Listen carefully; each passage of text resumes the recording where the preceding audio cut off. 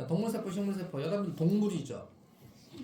여러분들이 동물인데 여러분들 식물이 될 수도 있어요. 그죠? 자, 동물세포부터 가볼게요. 봐보시면 여기 동그란 거 있죠? 요걸 인이라고 불러요. 인. 자, 그리고 이게 이제 핵인데 핵에 구멍이 숭숭숭숭 뚫려 있어요. 핵에 구멍이 뚫려져 있죠. 이거 보여요? 구멍 숭. 핵에 구멍이 뚫려져 있는 이 구멍 이름을 핵공이라고 불러요. 핵공. 핵공을 통해서 뭐가 빠져나오냐?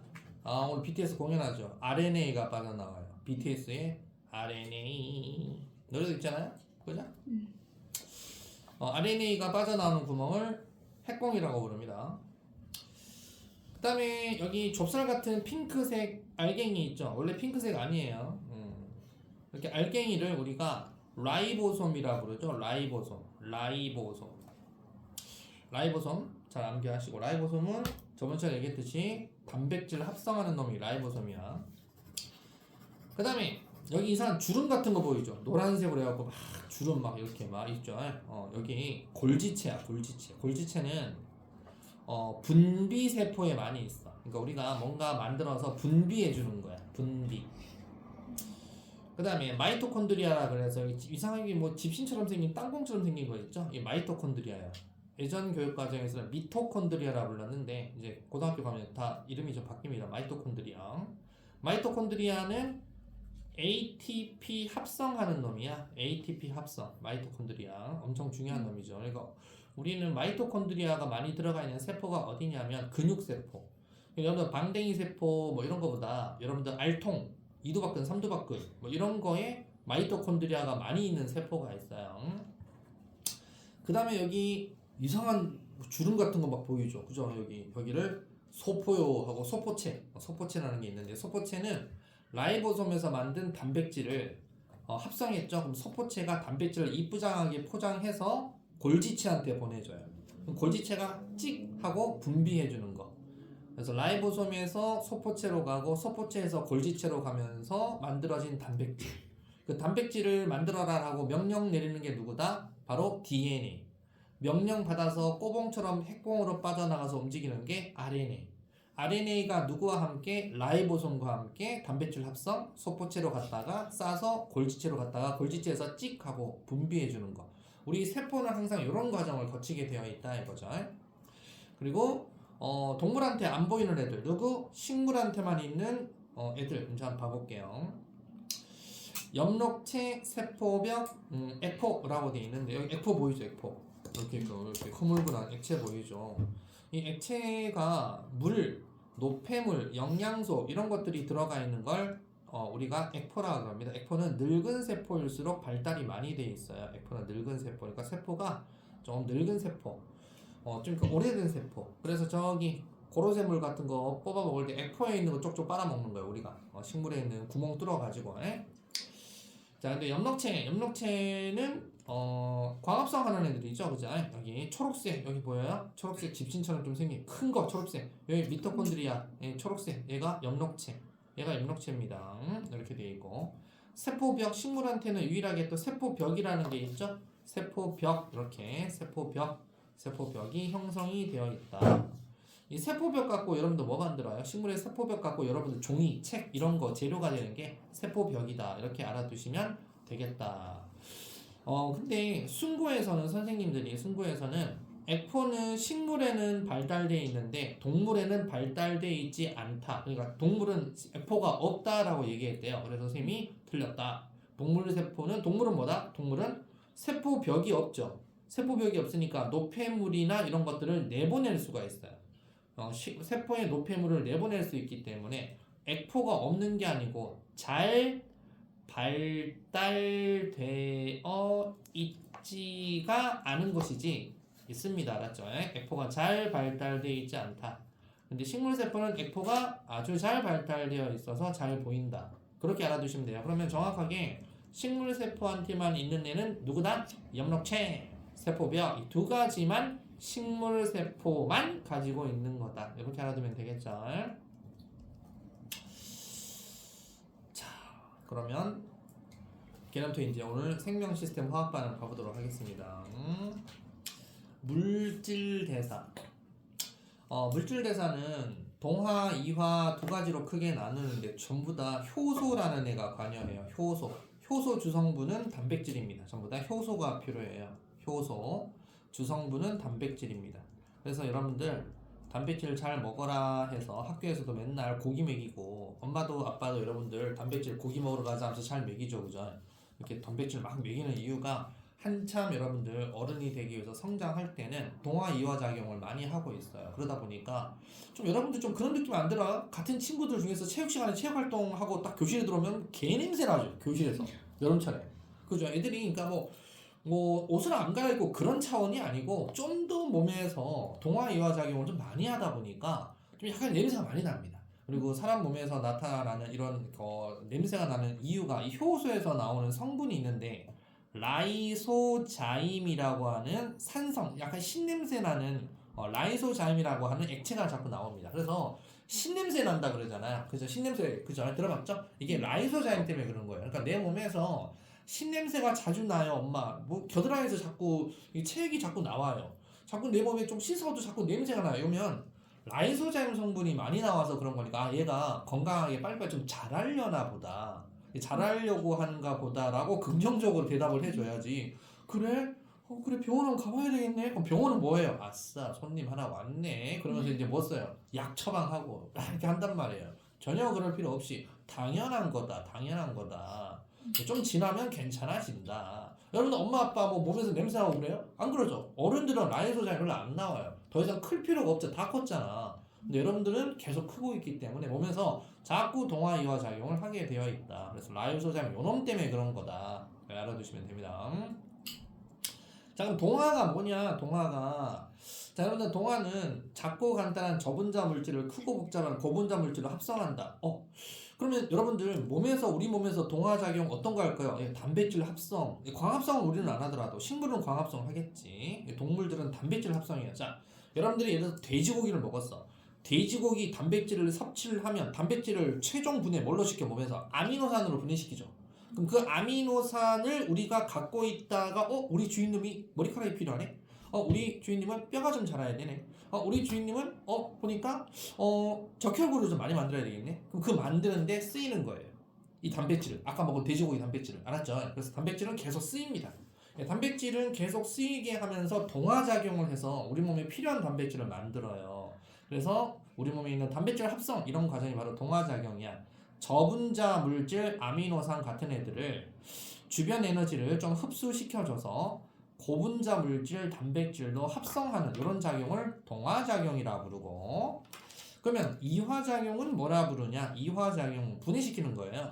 우리가 갖고 있는 여러 가지 우리 몸에, 여러분 간에 뭐 있어? 간에 포도당 덩어리죠? 간에 있는 포도당 덩어리를 필요할 때 갖다 써야 되잖아. 분해시켜서 이산화탄소하고 물로 방출시키면서 나오는 에너지 있죠. 이 에너지를 갖다가 이용해가지고 공부도 하고 걸어댕기고 뻘짓거리도 하고 PC방도 가고 이렇게 하는 대로 쓰이는 게 바로 이화작용이다 이거죠.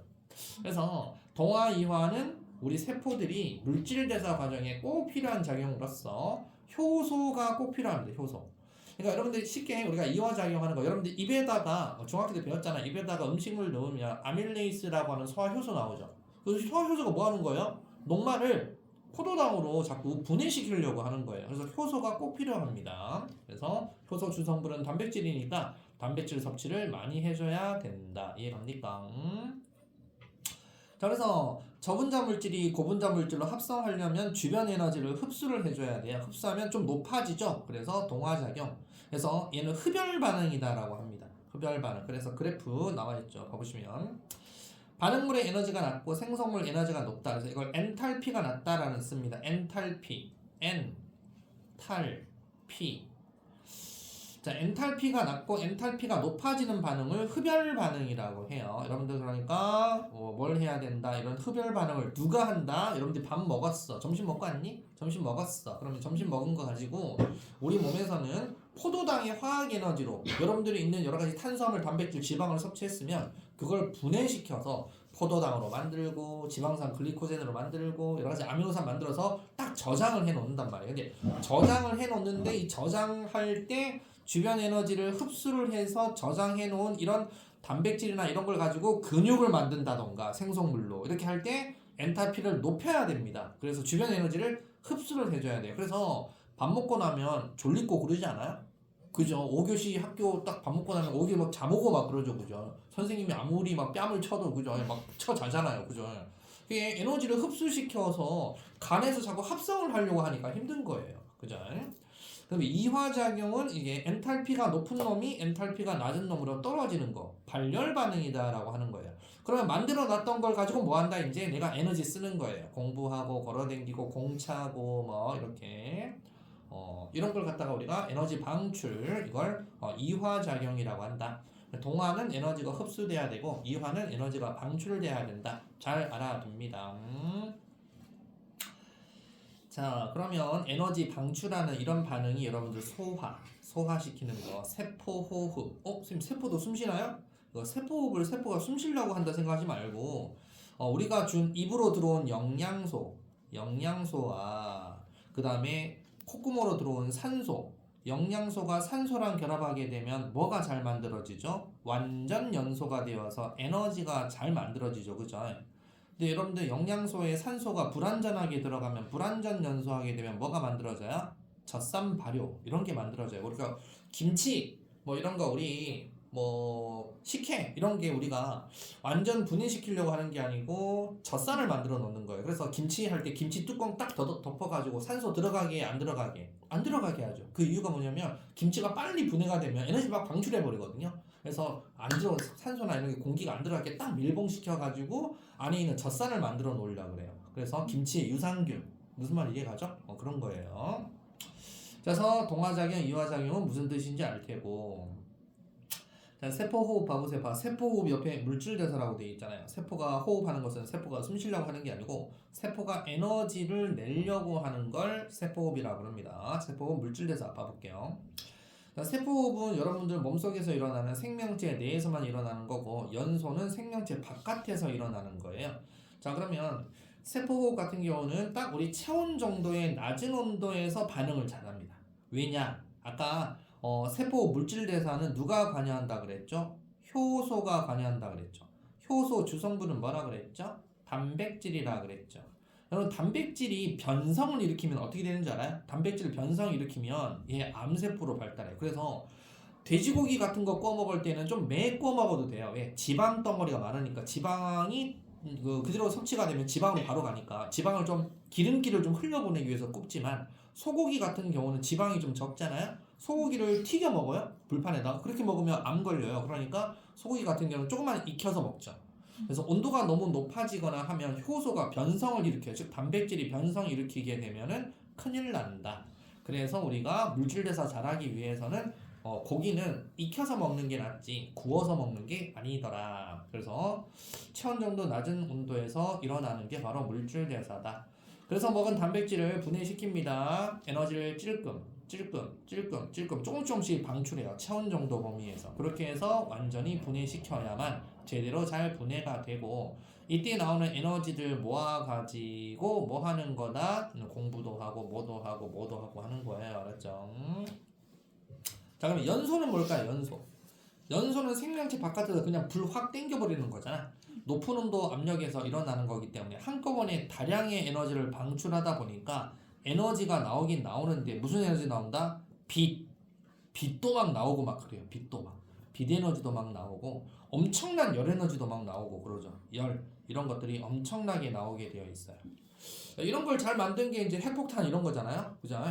어차피 여기 육각형 모양으로 되어 있는 얘가 누구다? 육각형 포도당이에요. 포도당 갖고 지금 하는 거. 포도당을 그러니까 단계별로 분해시키냐 한 방에 분해시키냐 요 차이예요.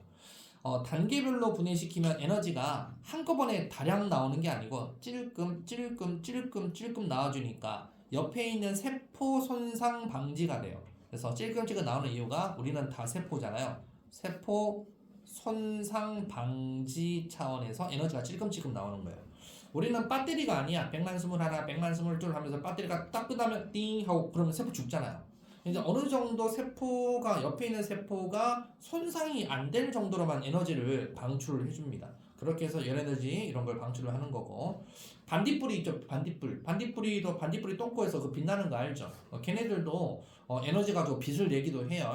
근데 반딧불이 같은 곤충은 한꺼번에 빛을 내는 얘하고는 달라. 얘는 그냥 빡 한꺼번에 에너지 방출하다 보니까 빛과 열이 다량 나오지만 우리 세포들은 세포 손상 방지 차원에서 이렇게 다 해서 우리가 진화해 온 거예요. 연소는 한꺼번에.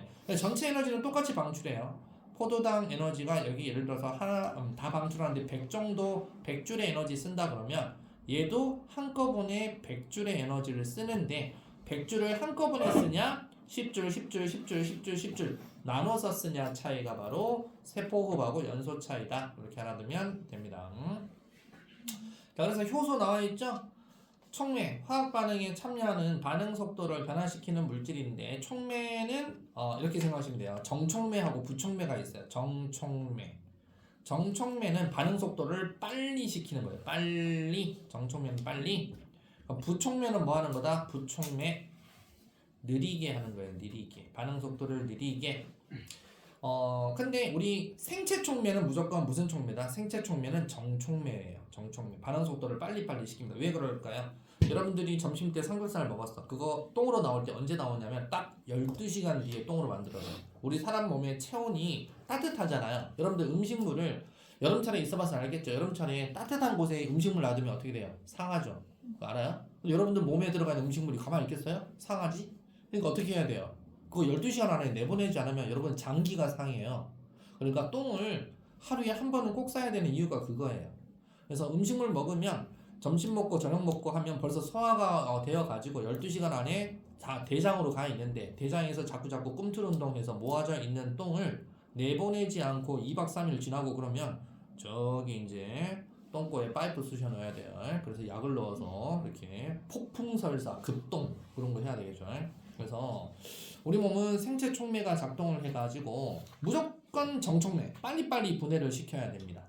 그래서 빨리빨리 분해시키다 보니까 우리 똥이 여러분들 배설이라고 말을 안 시키고 배출이라는 용어 쓰는 거 알죠? 똥은 배출이에요. 왜 배출시킨다라고 하냐면 입하고 똥꼬하고 연결되어 있잖아요. 그죠? 그래서 우리 그거 소화계예요. 소화계. 알았죠? 배설계가 아니고 소화계입니다.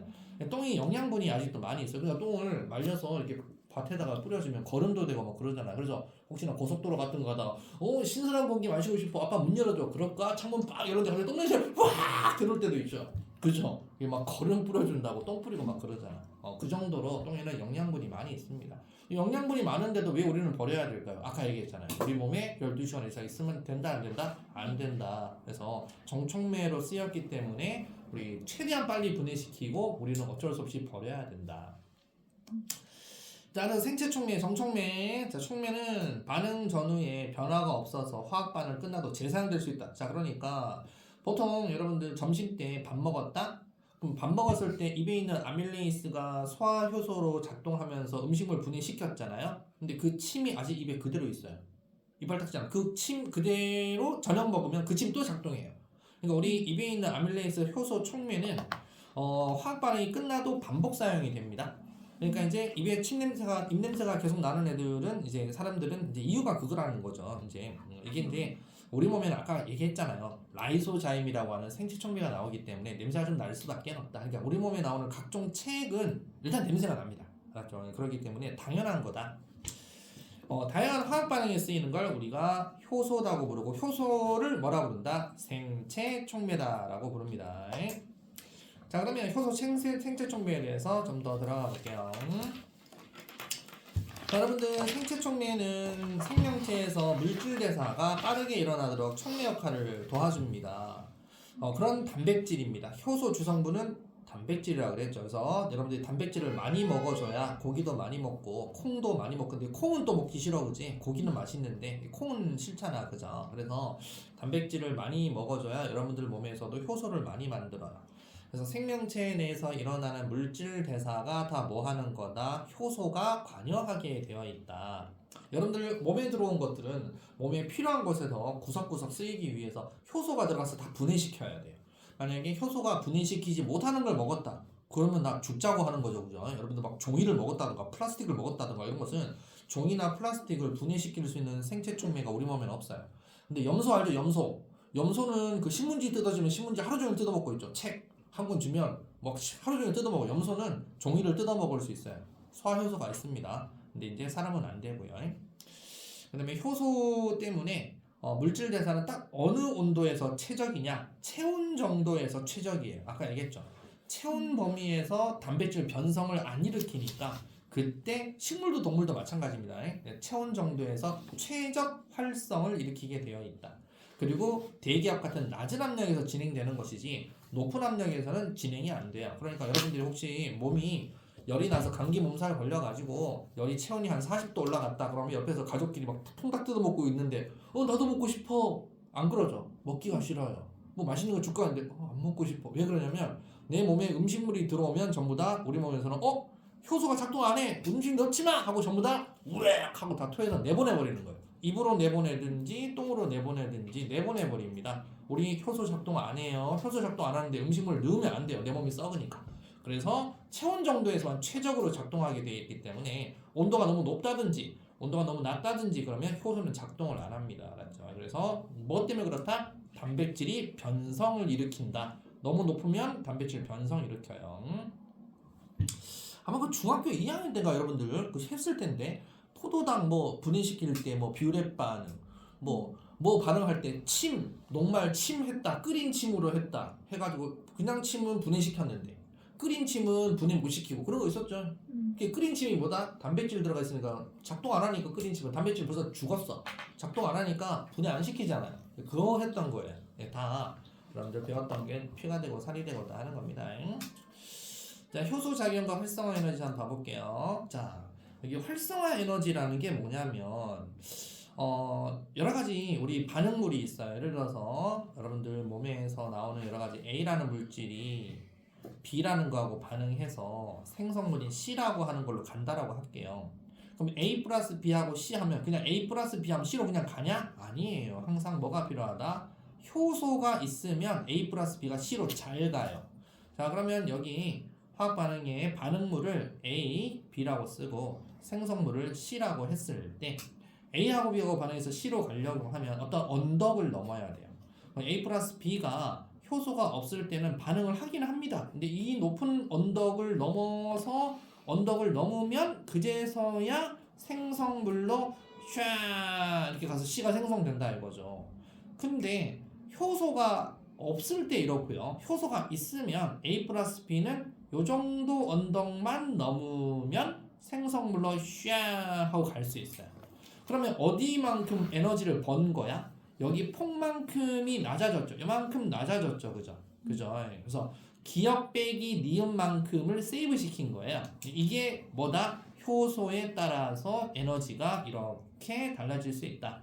그러면 이걸 활성화 에너지라고 그러는데 기억은 효소가 없을 때 빨갱이네. 기억은 효소가 없을 때 활성화 에너지예요. 효소가 없을 때 활성화 에너지는 기억만큼 요만큼 언덕을 생각해야 돼요. 언덕 기억을 넘어야 돼요. 너무 높죠. 근데 효소가 있으면은 8A만 넘으면 되잖아요. 효소가 있을 때 활성화 에너지는 요 높이 니은 높이만 넘으면 바로 넘어가서 생성물로 갈 수 있다. 그래서 빨리빨리 생성물로 가기 위해서 뭐가 필요하다? 효소가 필요한 거였구나라고 알아두시면 되겠다. 이해갑니까? 자, 그래서 얘 뭐야? 사람이네? 뭔 짓이야 이거? 그지? 운동회야? 자, 반응물 공을 굴려서 이 언덕을 넘어야 돼. 언덕을 넘어야 이 공이 떼굴떼굴 굴러서 갈 거 아니에요. 그죠? 이렇게 하는 건 너무 가혹해 보이죠. 효소가 없을 때는 활성에서 너무 높아.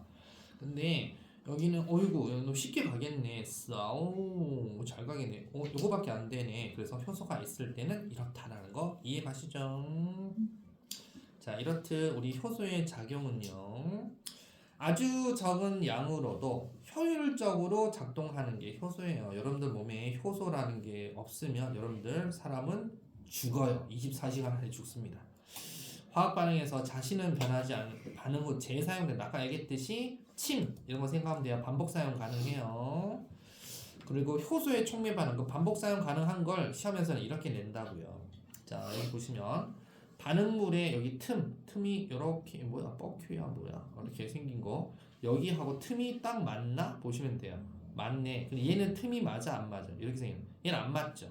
안 맞으니까 얘만 이렇게 하는 거야. 그럼 요거 효소를 셈이 아밀레이스라고 할게요. 아밀레이스. 그럼 여기에 이 반응물이 녹말이라고 할게요. 얘는 지방이라고 할게요.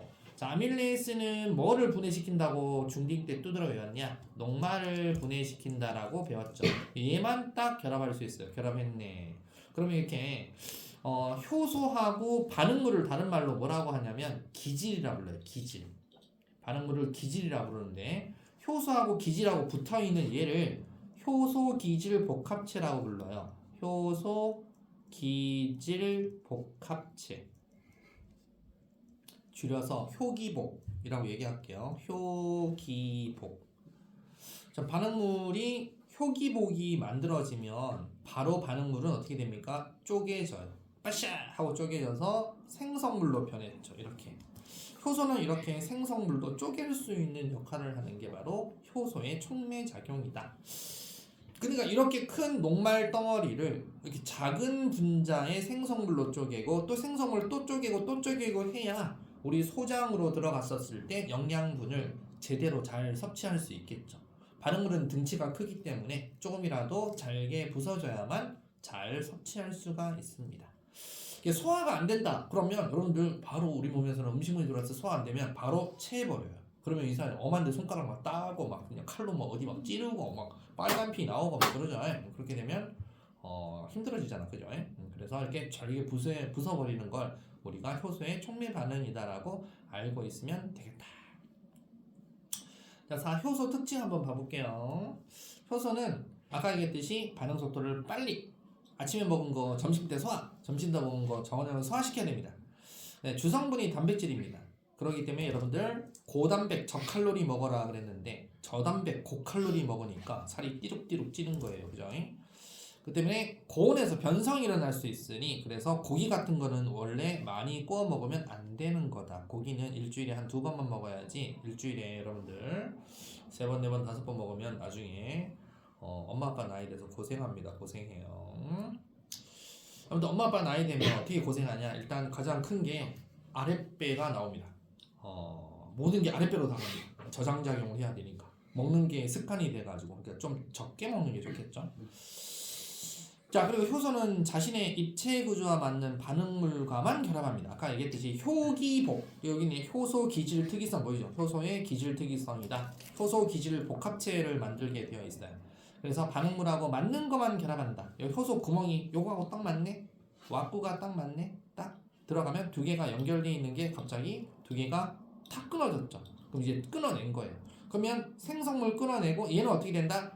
또 반복 사용 가능하다. 또 다른 반응물하고 이렇게 들어가게 되어 있다. 그러니까 여러분들 점심, 저녁 먹을 때 생각해 보세요. 입에 밥 먹는다, 아 배고파 해서 침이 나와 있는데 밥을 한 숟가락 넣었어요. 그럼 그 침하고 밥알하고 반응하죠. 그렇게 해서 밥알을 넘기죠. 그럼 입에 침 없어요? 그대로 있죠. 그죠? 그래서 자꾸자꾸 분해시키고 부족하면 침이 또 나와요. 계속. 침샘에서 계속 침이 나옵니다. 그래서 밥 먹을 때는 우리 몸에 있는 침샘에서 침이 자꾸 만들어지는 그 과정을 자꾸자꾸 반복적으로 해주는 거예요. 그렇게 해야만 분해를 잘 시키니까. 우리 몸은 무조건 맛있든 맛없든 간에 음식물이 들어오게 되면 무조건 침을 만들게 돼요. 자동적으로. 자, 그래서 효소 기질 특이성 그림 한번 알아봤습니다. 자, 생명체 내에서 일어나는 효소 작용의 예 봐볼게요. 자, 식물은 잎에서 빛에너지 이용해서 광합성 할 때 효소가 작동한다. 식물도 광합성 그냥 하는 게 아니었어요. 무조건 빛 쬐주고 연목체 보고 야 만들어 포도당 만들어 이게 아니고 효소가 있어야 만들죠. 그리고 여러분들 다 알다시피 사람 성장에 필요한 단백질 합성, 호르몬 합성, 머리카락 같은 게 대표적인 단백질이에요. 여러분 머리카락이 머리카락이 단백질이야? 그 머리카락 불판에 구워 먹으면 되겠네? 먹어봐라. 우리는 머리카락을 소화시킬 수 있는 효소가 없어요. 머리카락이 주성분은 단백질이지만 머리카락을 분해시키는 효소는 없습니다. 그래서 사람이 죽었잖아요. 시체가 있잖아요. 그럼 다 없어져도 뭐는 남아있어요? 머리카락만 남아있어요. 분해를 못 시켜요. 자연도. 자, 그래서 케라틴 단백질이다라고 얘기합니다. 이런 케라틴 단백질 이런 것들 합성해서 효소가 작동하게 되어 있다. 또 여러분들 음식을 섭취했잖아요. 그거 소화할 때 효소가 작동하고요. 뭐 라이페이스, 아밀레이스 이런 것들이 다 효소예요. 알았죠? 그다음 근육세포에서 포도당이 이산화탄소 물로 분해되는 과정에서도 당근 효소가 작동하게 되어 있다. 자, 그 다음에 이건 금당구에서 시험에 나왔던 카탈레이스 작용인데 이 내용 한번 봐보도록 할게요. 시험관 ABC에 과산화수소 3씩 넣었어요. 과산화수소가 뭐냐? EH2O2 과산화수소가 분해되면 EH2 플러스 O2 과산화수소는 물하고 산소로 분해가 됩니다. 산소 기포가 나와요. 과산화수소는 근데 자연 분해도 돼요. 천천히 2박 3일 지나면 과산화수소가 물하고 산소로 이렇게 분해가 됩니다. 천천히 분해가 되겠죠. 빨리빨리 분해는 안 돼요. 근데 빨리빨리 분해시킬 수 있는 효소가 있어요. 돼지 생간에 있어요. 그래서 여러분들 보통 여러분들 뭐 곱창, 막창, 생간 뭐 이런 거 먹고 그러죠. 그리고 감자에 효소가 있어요. 돼지 생간하고 감자를 비슷한 크기로 잘라서 준비했어요. 이렇게 준비해가지고 먹으라고 준비한 건 아니고 A에는 대조군, 증류수를 넣어놨어요. 그냥 맹물. B에는 돼지 생간, C에는 감자 이렇게 해서 각각 한 조각씩 넣은 후에 변화를 관찰했대요. 자, 향에 불을 끄고 꺼져가는 불씨를 시험관 ABC 속에 넣었다. 왜 넣었을까요? 아까 뭐 발생한다고? 산소 기포가 발생하잖아요. 꺼져가는 불씨하고 산소 기포만 나면 산소 기포가 더 활활 잘 타요. 그래서 변화 관찰했어요. 가봐보시면 A, B, C. A는 대조군, 증류수. B는 돼지, 생간. C는 감자, 생감자. 삶은 감자는 안 돼요. 생감자. 이렇게 해서 실험을 했다. A, 대조군, 증류수니까 변화가 없다. 라, 여기에 꺼져가는 불씨, 그리고 라는 향, 뭐 이런 거 아무래도 다 변화가 없다. 다 변화, 라 변화에도 색깔 변화 이런 것들도 없고, B는 역시 기포가 발생하는데 기포가 무슨 기포인지 알아봤더니 불씨가 살아난다. 산소 기포구나. C도 기포가 발생했네. 보니까 불씨가 살아났네. 산소 기포구나. 아하. 그 다음에 중요한 거 실험이 다 끝났어요. 여기 안에 돼지 생간하고 감자 들어가 있잖아요. B에 돼지 생간 들어가 있고 C에 감자가 들어가 있는데 다시 B와 C에만 돼지 생간하고 감자에 모두 과산화수소를 다시 또 넣어봤어요. 과산화수소를 또 넣어봤더니 또 나옵니다. 그 이유는 뭘까? 또 넣으면 또 나온다. 아까 얘기했죠. 얘네들은 죽을 때까지 뭐한다? 생체 촉매이기 때문에 계속 분해시킵니다. 계속 분해시키기 때문에 그래서 정리! 자, 실온에서 과산화수소는 느리게 물하고 산소로 분해가 되고요. 돼지생간 감자에는 카탈레이스라는 효소입니다. 카탈레이스 효소는 그럼 뭘로 쓰이는 거다? 정촉매로 쓰이는 거다. 정촉매. 빨리빨리 분해시키는 정촉매가 들어가 있다. 그래서 빠르게 분해시킵니다. 그래서 이 실험은 돼지 생간하고 감자 속에 있는 카탈레이스에 의해서 과산화수소 분해 여부를 알아보기 위한 것이므로 A는 대조군입니다. 대조군을 두는 이유는 이게 대조군이야. 얘랑 비교해. 얘는 실험군이야. 내가 실험한 거야. 이렇게 돼 있고 꼭 암기. 카탈레이스는요. 그래서 여러분들 보통 음식점이나 고깃집 가면 엄청 단골 손님 오셨다 그래서 소, 간 이런 걸 생간 벌건 거 있잖아요. 그거 내주는 혹시 본 적 있어요? 그죠? 그러면 이렇게 막 먹죠, 그죠?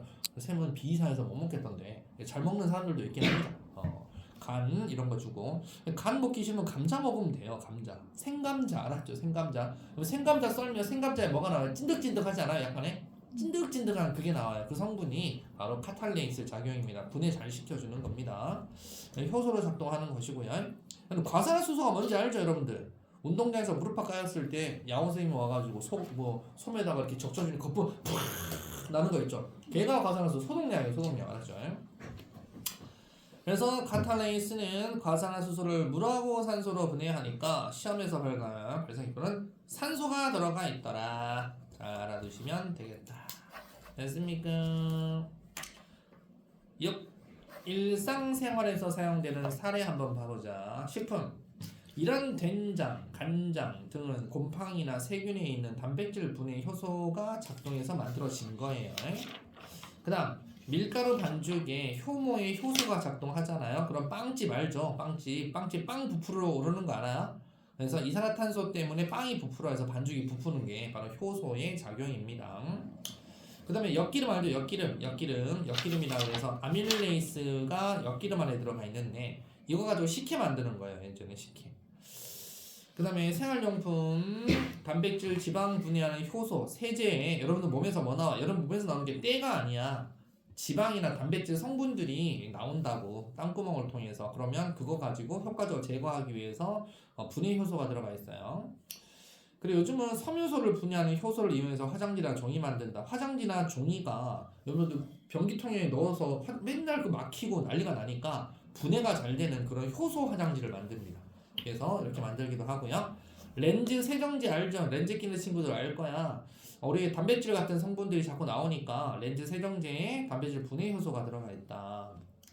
그 다음에 여러분들 염색하는 청바지 같은 거 면 성분을 분해해서 색이 바른 효과 만드는 게 바로 청바지에 그 색 빼내는 거예요. 청바지 어디 문질러서 빼낸 게 아니고 효소를 이용한 겁니다. 그 다음에 우리 순천만 저기 하수종말 처리장 가면 생활하수 공장 폐수 여기에 미생물 효소를 일부러 미생물을 뿌려요. 그래서 미생물이 번식하면서 산소를 막 뿜어내면서 물을 정화시키는 거고요. 플라스틱도 분해하는 플라스틱 분해 효소를 이용해서 친환경적으로 처리하는 거다. 의약품 당산화효소. 그러니까 당산화효소라는 것은 당이 얼마나 많이 있니? 당이 많아 있으면 산화효소가 효소를 많이 이용해야 되겠죠. 그래서 포도당량을 측정하는 거예요. 이게 바로 뭐 하는 거다? 여러분들 보통 혈당 검사하는 거 있죠. 뭐 할아버지 할머니들 혈당 검사하는 게 바로 이런 효소를 이용해서 하는 겁니다. 요 검사지, 뭐 오줌 검사, 여러분들 리트머스 시험지에다가 요 검사, 오줌 검사 해봤죠, 그죠? 오줌 묻혀와 이러잖아요. 포도당 분해 효소 이런 게 있어서 소변 속의 포도당 양이라든가 포도당 또는 소변 속에 있는 여러 가지 기능성 진단, 어떤 성분이 있냐 이런 거 진단할 때 쓰는 게 다 효소다. 그 이외에 다양한 분야의 효소를 우리는 이용하고 있다라고 알고 있으면 되겠다. 자, 이 개념 바로 확인 들어가 보도록 하겠습니다. 자, 펜들건 1번 생명 시스템 구성하는 구조적 기능적 기본 단위 뭐라고? 세포입니다. 세포. 자, 핵 속의 DNA로부터 많은 정보를 이용하여 단백질을 합성하는 세포 소기관을 라이보솜. 단백질 합성 얘기만 나오면 라이보솜. 비드에너지 이용해서 물하고 이산화탄소로부터 포도당 합성하는 애 누구다? 광합성. 자, 생명체 내에서 생명 시스템을 유지하기 위해서 일어나는 모든 화학 반응을 뭐라 부르자? 물질대사. 사람 물질대사가 잘 돼야 오래 살아요. 생명체에서 작고 단순한 물질이 크고 복잡한 물질로 합성되는 반응을 우리는 뭐라 부른다? 동화작용이라고 그래요. 동화. 포도당이 이산화탄소와 물로 분해되는 반응에서 에너지는 어떻게 된다? 방출된다. 머시기능 활성화 에너지를 낮추어 생명체의 화학 반응을 촉진한다. 효소는 활성화 에너지를 낮춥니다. 무조건 정촉매라서. 생강과 감자에는 과산화수소를 분해하는 효소인 카탈레이스가 있어요.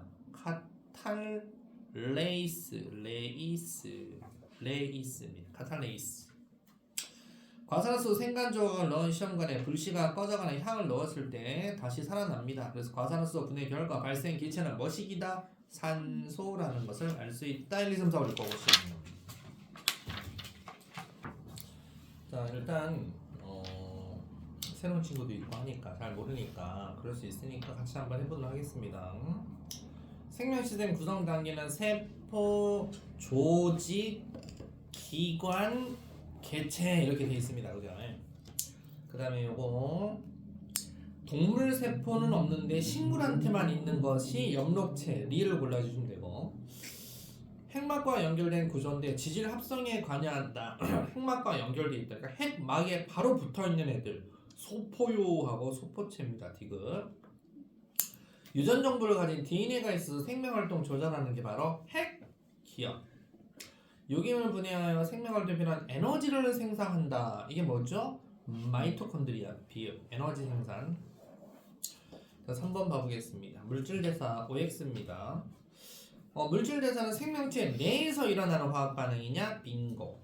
물질대사 일어날 때 화학적인 효소가 반응하냐? 빙고. 물질대사 일어날 때 에너지 출입이 동반되냐? 빙고. 이화작용은 크기가 작고 단순한 물질이 크기가 복잡한 물질로 합성. 이건 동화라 그래야 되죠? X. 그죠? 4번. 효소 설명 OX예요. 물질 대사를 촉진합니까? 당연하죠. 주성분이 단백질입니까? B인가. 소모되어서 없어지니 반복 사용 가능하다고 그랬죠? X. 활성화 에너지를 낮추니 B인거. 그래서 OOXO. 5번. H2O2가 물하고 산소로 분해되는 거 기억. 카탈레이스는 기억에 해당하냐? 카탈레이스가 잘 분해시켜 주는 거죠. 정촉매로. 5. 이 반응에 에너지가 방출되니 이거 발열 반응이라 그랬죠. 당연히 얘가 고분자야, 얘가 고분자야. 얘가 높은 놈이 낮은 놈으로 떨어지는 거 아니야, 그죠? H2O2가 저분자 H2O 플러스 O2로 되면서 에너지 방출하는 거예요. 그러면 기억은 활성화 에너지를 높이냐? 야, 과산화수소가 분해될 때 카탈레이스라고 하는 소화 요소가 활성화 에너지를 높이는 거야, 낮추는 거야? 무조건 낮춘다 그랬잖아. 그래서 X. 반응 결과 불씨가 꺼져가는 향불씨 살릴 수 있는 기체 누구 기체? 산소 기체 O2 빙고. 그래서 OOXO. 6번. 역시 발열 반응이네요. 에너지 방출, 열량을 방출합니다. 기내드림이 중 효소가 없을 때 활성화 에너지는 어느 거예요? 효소 없을 때 활성화 에너지는 기억이 되겠다, 그지? 그리고 효소가 있을 때는 니은만 넣으면 되겠다, 그지? 니은. 그래서 기니 이렇게 됩니다. 괜찮습니까? 네, 이해다 했을 줄 알고 슝. 자, 본특강 생명 시스템 화학 반응 이거 하고 3분 쉬었다가 내신 대표 문제 들어가도록 하겠습니다. 자, 생명 시스템 화학 반응 잘 보세요. 여러분들 몸에서 일어나는 생명 시스템입니다. 시스템이라는 건 뭔가 체계가 있다는 거죠. 자, 생명체에서는 꼭 화학 반응에 에너지가 필요해요. 그러니까 여러분들 밥 먹을 때 분해시키기 위해서 에너지가 필요합니다. 밥 먹었다고 바로 에너지로 가는 게 아니기 때문에 분해시키는 에너지가 필요해요. 그래서 그런 힘이 없는 사람들한테는 분해를 못 시키니까 병원 가면 뭐부터 놔줘요? 바로 주사 놔주잖아요. 분해를 못 시키니까 분해된 걸 여러분들한테 주사로 꽂아주는 거예요. 그래서 마이토콘드리아가 그 역할을 해주는 거예요. 여러분들 많이 들어봤죠? 미토콘드리아라고 했는데 영칭이 마이토콘드리아. 마이토콘드리아는 유기물을 분해해서 ATP를 합성합니다. ATP, 아데노신 트리포스페이트라 그래가지고 ATP는 바로 에너지. 우리가 로마에 가면 로마의 법을 따라라 뭐 이런 것들처럼 우리 몸에 들어갔을 때는 모든 탄단지 다 필요 없어. 탄단지를 다 뭘로 만들어? 마이토콘드리아는 ATP라는 걸로 만들어요. 무조건 ATP라는 걸로 만들어 놔야 돼요. 그럼 ATP를 많이 갖고 있는 세포가 어디냐? 바로 여러분들 몸에 있는 근육세포입니다. 근육세포. 이 ATP를 합성을 해가지고 근육을 갑자기 써야 되죠. 어떨 때 근육 써? 나 가만히 있고 싶은데 아니에요. 갑자기 뭐가 가만히 누가 칼 들고 이렇게 한다든가 그러면 이렇게 놀랜다든가 아니면 길 살짝 걸어가고 있는데 코너에서 갑자기 딸비 아저씨가 브렁 하고 나타나면 하고 놀랜다든가 피해야 될 거 아니에요. 그때 근육을 써야 돼요. 그때 갑자기 ATP가 ADP라는 걸로 분해되면서 에너지가 갑자기 튀어나옵니다. 위급 상황에 대처하기 위해서 우리 몸에 항상 에너지를 저장하고 있다는 걸 알아둬야 됩니다. 그래서 ATP 구조는 ATP는 아데노신에 3인산이 결합한 구조다. 그래서 이게 ATP예요. 우리 그 아데닌, 구아닌, 사이토신, 티아민 우리 배웠죠, 그죠? 염기 네 종류. 이제 육각형, 오각형 붙어 있는 걸 아데닌. 그리고 라이보스라고 하는 이게 그 우리 어디에 있는 거?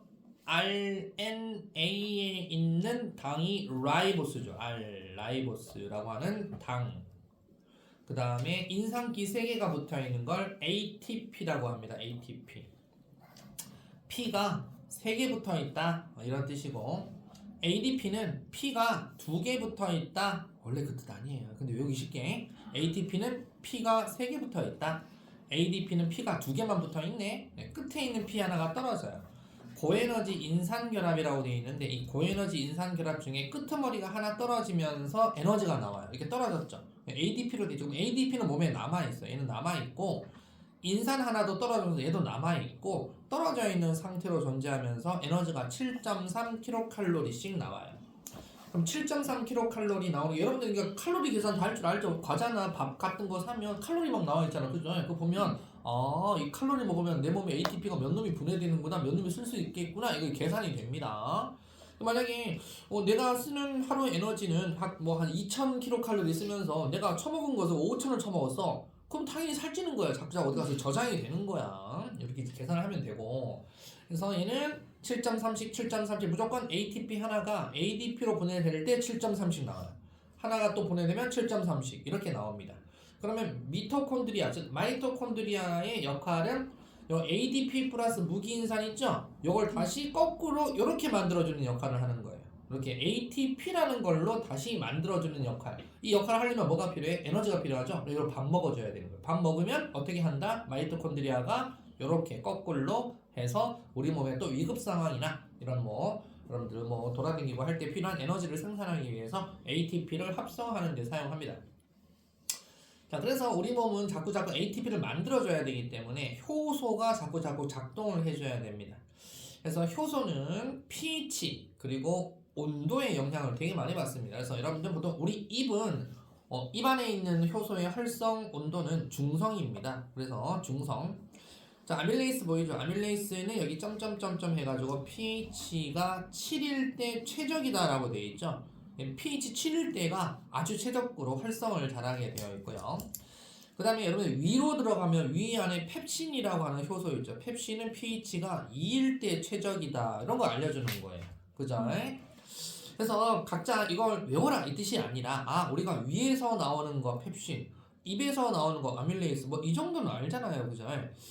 그 카탈레이스는 언제가 최적이냐 보니까 카탈레이스라고 하는 애는 pH가 6하고 7 사이니까 살짝 산성이구나. pH 숫자가 작아질수록 산성이에요. 약간 산성 쪽으로 가야 좀 작동을 잘하구나. 이렇게 아시면 된다 이거죠. 그래서 각 효소마다 최적 활성 pH가 다르다. 그리고 온도를 봤더니 효소는 온도가 몇 도일 때 최적이다? 우리 체온 정도 36.5도, 37도 정도일 때가 최적이다. 그래서 온도가 40도 넘어가면 효소 활성이 확 떨어지죠. 그래서 시험에 이것도 나와요. 온도를 40도 이상으로 했다가 다시 온도를 낮추면 요거 쓸 수 있나요? 아니요. 벌써 끝난 거예요. 못 써요. 그러니까 침을 한번 끓인 침을 다시 온도를 낮췄다고 해서 그 침에 있는 아밀레이스 소화효소를 작동시킬 수 있냐? 안 된다고요. 그래서 우리 몸의 최적 활성은 체온이다. 체온이 낮은 거하고 체온이 높은 거 중에 적절한 온도일 때 바로 효소는 최적 활성 온도가 된다. 자, 그래서 온도가 변하잖아요. 그러면 여러분들 효소의 입체 구조가 변하기 때문에 절대 태운 음식, 절대 이런 거 친구들끼리 그러잖아요. 탄 거 고기 막 꺼먹다가 먹어 안 죽어 그러잖아요. 그렇게 말한 새끼 일찍 죽어요. 그렇게 돼 있어요. 자, 다음에 3. 효소 특징 반응 과정에서 소모되지 않는다. 아까 얘기했죠.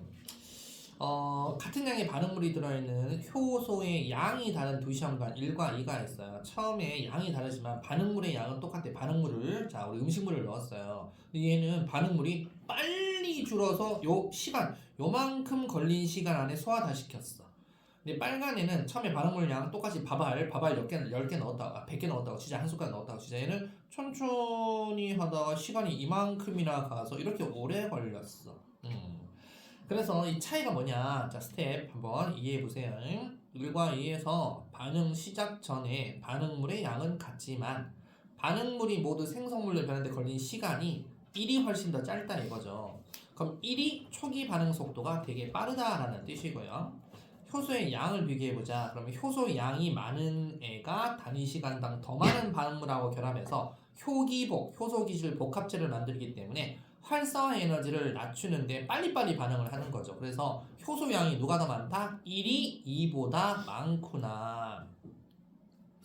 그러니까 여러분들 혹시 짜장면 먹어봤죠?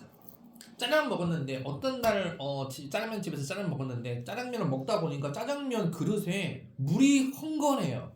짜장면에 그릇에 물이 막 있는 게 있고 어떤 날은 짜장면 먹었는데 짜장면이 질퍽질퍽하게 말라 있어. 그게 어떤 것이냐면 입에서 침이 잘 나오잖아요. 내가 정말 배고파. 짜장면 오늘 정말 맛있어. 그러면 짜장면 먹는 도중에 막 침이 자꾸 이렇게 면발로 흘러내리고 젓가락도 담고 하다 보니까 짜장면 그릇 안에서 내 침이 작동해서 짜장면의 전분을 분해시키고 있는 거예요. 빨리 침 작용으로 물이 만들어져요. 좀 더럽죠, 그죠? 그러니까 그때는 어떤 느낌이냐면 맛있게 잘 먹고 있구나 이 뜻이고 좀 맛없게 이렇게 먹다 보면 짜장면이 불어 터져가지고 말라 비틀어져 갖고 있어요. 그건 침이 잘 안 나온다는 거예요. 별로 안 먹고 싶다는 거예요. 그래서 짜장면이 대표적인 거예요. 딱 알 수 있을 거예요. 여러분 그런 기억나죠? 그죠? 생각해 보시면 알 수 있어요. 그래서 효소 양이 1이 짜장면 먹을 때 얘는 맛있게 잘 먹었다. 2는 별로 오늘 짜장면 안 땡겼는데 아빠가 짜장면 시켰다. 뭐 이런 뜻입니다. 그 다음에 최종적으로 생성된 생성물의 양은 없어진 반응물의 양과 같다. 그래서 최종 생성물 양은 1에서와 2에서가 서로 같습니다. 효소가 많고 적고를 떠나서 시간이 오래 걸렸을 뿐이지 생성물은 똑같습니다. 누가 빨리빨리 분해시키냐 이게 바로 효소의 기능이 좀 더 다르다. 효소는 양이 많을수록 좋겠지만 그죠? 그래도 이런 효소의 특징을 우리가 알아봤습니다. 자 그러면 3분 쉬었다가 내신 대표 문제 들어가겠습니다. 화장실 갔다 온 사람 갔다 오시고 물 마실 사람 물 마시고 물 뺄 사람 물 빼시고